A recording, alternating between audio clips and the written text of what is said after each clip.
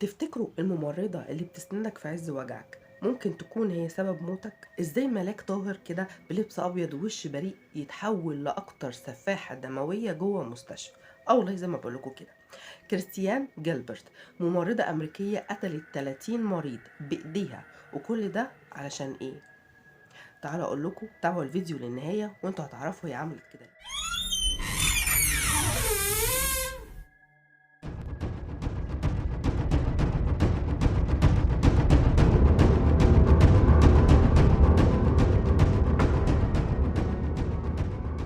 دي مش خيال، لا دي حصلت بجد. من وهي صغيرة وكريستيان كانت بتحب تلفت الأنظار قوي، حتى لو بالكذب ما كانش فارق معاها، المهم تلفت النظر ليها.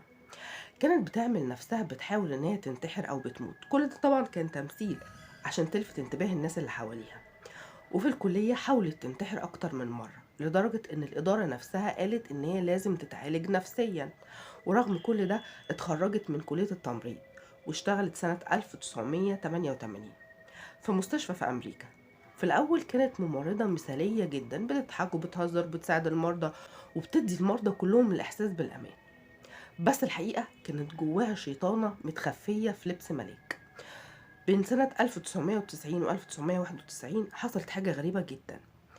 نسبة الوفيات زادت بشكل مريب غير طبيعي، وكلهم كانوا بيموتوا في نفس الوقت بتاع النبطشية بتاعها، لدرجة ان زمايلها كلهم سموها ملاك الموت.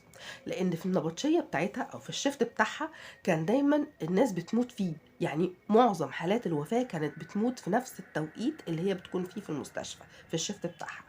فصحابها طلعوا عليها ملاك الموت على سبيل الهزار طبعا، بس ما كانوش يعرفوا ان هي دي الحقيقة فعلا. والهزار اتحول لرعب حقيقي لما عدد الضحايا بقى يطلع فوق الطبيعي بكتير جدا. كريستيان كانت بتستخدم مادة مخدرة بتوقف القلب في لحظة، تدي الحقنة من هنا والمريض بيموت من هنا فورا، وكانت الوفاة بتبان ان هي طبيعية جدا، ما كانش فيه اثر للمخدر ده في الجسم، ما بيبانش نهائي. وبتحاول تنقذه طبعا على سبيل انها ممرضة، لكن في الحقيقة ان هي بتبقى عايزة تقتله.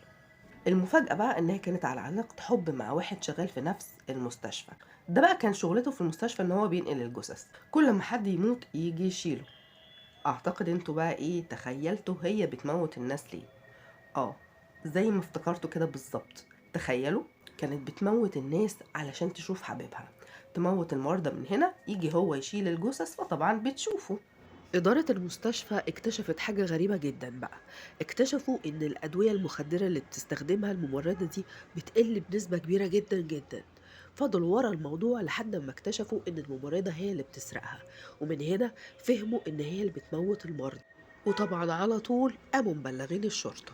الشرطة لقت أدلة كتيرة جدا تثبت إن كريستيان فعلا هي اللي ورا كل جرائم القتل اللي حصلت دي. الشرطة بقى لقت أدلة كتير جدا بتثبت إن كريستيان هي اللي قتلت 30 مريض، وكانت بتتلذذ جدا في إن هي تكون هي المنقذة ليهم. كانت طبعا بتمثل إن هي المنقذة، بتحاول إن هي تنقذهم، لكن في الأساس هي اللي بتقتل.